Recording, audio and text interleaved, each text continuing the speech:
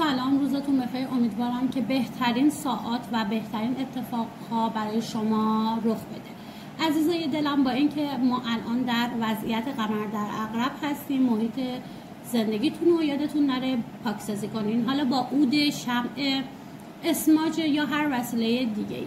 و یکی دیگه از چیزایی که میتونیم باهاش انرژی های منفی اطرافمون رو کاهش بدیم، نگاه کنید روی زغال یک کمی نمک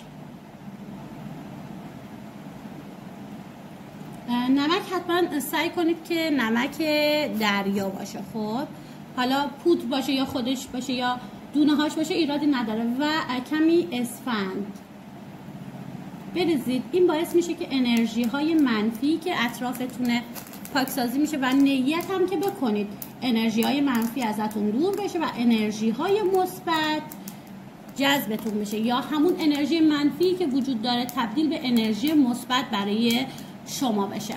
من اینجا گذاشتم، از این طریق هم کارتام پاکسازی میشه و هم این انرژی قهوه‌ای که میخوام براتون بگیرم به بهترین نحو عمل میشه.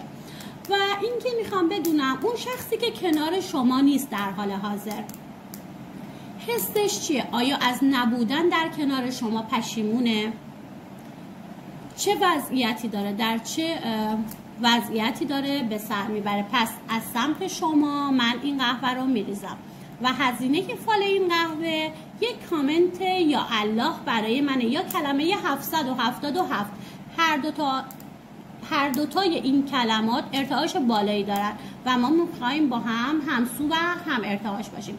پس از سمت شما این قهوه رو میریزم و هر نیتی دارید، حتی چهره اون فردی که ازتون دوره و میخواید بدونید چه اتفاقی توسط اون برای شما میفته، به خاطر بیارید که من این فالو براتون بگیرم. و تا قهوه‌مون شکل بندازه از کارت تاروت استفاده میکنم. 4 تایی تاروت میخوام بگیرم، ببینم که تو فکر و ذهن اون طرف نسبت به شما چی میگذره.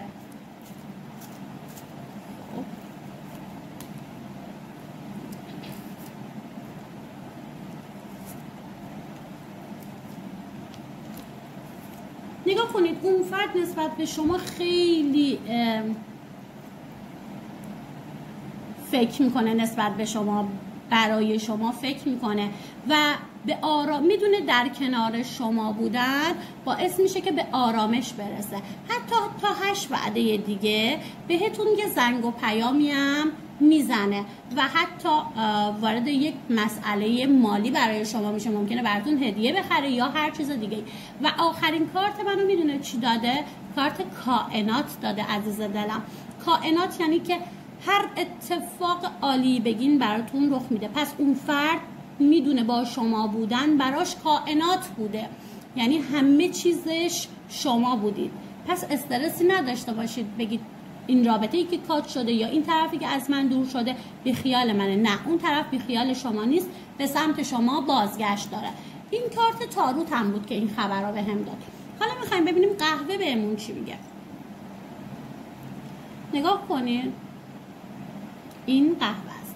میگه که از لحاظ احساسی اگر این فردی که با شما بوده و از شما کات کرده رفته، خب این فرد یه دعا و طلسمی براش زدن. این اژدها رو ببینید که چقدر تیر است و سمت مسائل احساسی داده. میدونین سمت چپ قهوه من همیشه مسائل احساسی رو بیان میکنه و اژدها نماد چیه؟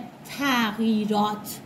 پس یه تغییرات خیلی بدی با رفتن شما براش به وجود اومد. چرا؟ چون این طرف براش طلسم کردن که از کنار شما فاصله بگیره و بره و شما یه مدت حالت بدی داشتید. این فرد به امید روزیه که به سمت شما بیاد و میاد. عدد 18 رو خیلی برای من روشن داره نشون میده. تو حیطه احساسی ممکنه 18 روز دیگه باشه، ممکنه 18 هم باشه یا 18 ساعت دیگه باشه. این فرد به سمت شما بازگشت داره. بهتون تو کارت تاروتتون هم گفته، حالا یا با زنگ یا با پیام میخواد به سمت شما بیاد. نگاه کن، این سنگینی باید برطرف بشه، چون اگر بیاد دوباره کات شدن داره، دوباره رفتن داره، چون سنگینیش فوق العاده بزرگه. بدون شما آروم و قرار نداره، خواب و خوراک نداره. خب و اینکه نگاه کنید کلا تو حیطه احساسی من دارم تیرگی میبینم. این فردی که از شما جدا شده حیطه احساسیشو خراب کردن، تو مسائل خانوادگی داره زندگی روزمره خودشو انجام میده، از لحاظ کاری هم اعصاب خوردی داره ولی همش حل شدن داره. خب دارم نگاه کن اینجا یه قلب فوق العاده روشن میبینم و بالاش 7 نوشته. 7 میدونین تو فال من یعنی موفقیت. پس موفقیت داره از لحاظ احساسی. به چه شرطی؟ این سنگینی رو ببینید کنارش برطرف بشه و از سرگردانی خارج بشه. حالا یا شما مسیری رو میرید این انرژی منفی و حالا با خوندن قرآن، چله گرفتن قرآن، هر چیزی باطلش میکنید یا خودش و خانوادهش قدمی برمیدارن با روحیه‌ای که ازش میبینن، حال بدی که ازش میبینن، این مسیر رو براش رفع میکنن تا حال این فرد خوب بشه و بعد اینکه این اتفاق میفته کاملا به سمت و حیطه شما میاد. ببینیم قهوه‌مون، فنجون قهوه‌مون بهمون چی میگه. فنجون قهوه‌م بهم میگه که خیلی زود این موانعی که بین شما و اون فرد بوده برطرف میشه و شما دوتا با هم بودن دارید، موندگار بودن دارید و یه آدمی هست از راه دور شما رو چک میکنه که ببینه شما به هم رسیدنتون کیه و چطوریه. و اینکه نگاه کنید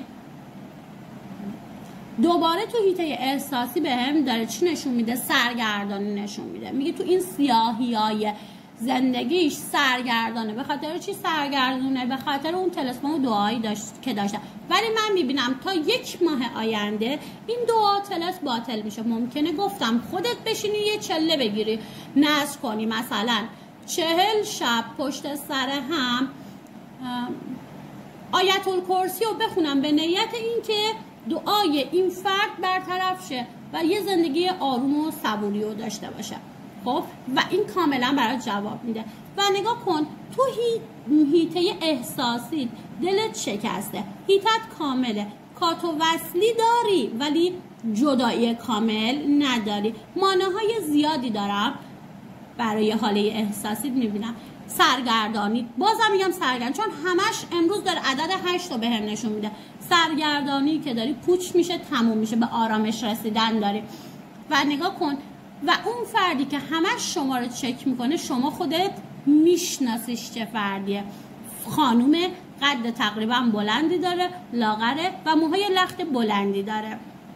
و نگاه کنید شما و کیس احساسیتون اگر تو اسم کیس احساسی میم، سین، الف یا ر داره 100% باطل شدن دعاتون تا 2 وعده دیگه است. ممکنه 2 هفته دیگه باشه. خب و از دیداری که با هم دارید شادی دارید. از شهریور ماهی یه اعصاب خوردی دارید که برطرف میشه تو این حیطه. پولهایی با ضریب 4، 3 و 9 که باعث شادی شما میشه دارم براتون میبینم. و نگاه کنید این پولی که گفتم چرا میگید برای اون طرف فال گرفتید ولی چرا میگید من از این پول شادی دارم؟ چون خبرش به شما میرسه و راه و مسیری رو برای شما هم باز میکنه.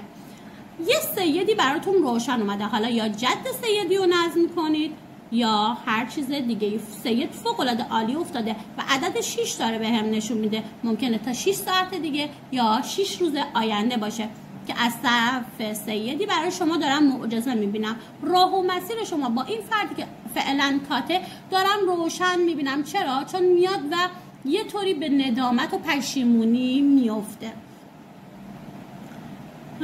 فالتون فوق العاده عالی بود، رسیدنتون عالیه. فقط اون چله‌ای که گفتم یا راه و مسیری که دعای کیس احساسی تو برطرف کنه حتما انجام بده. و این روزا که قمر در عقربه تا 5 شنبه ساعت 11:30 صبح حتما شمع روشن کن. شمع مشکی حتما توی خونت روشن کن که سنگینی ها بره. یا اینکه اگر نتونستی شمع روشن کنی حتما از این روشی که برات استفاده کردم امروز استفاده کن. امیدوارم که بهترین ها نصیب دل مهربونت بشه.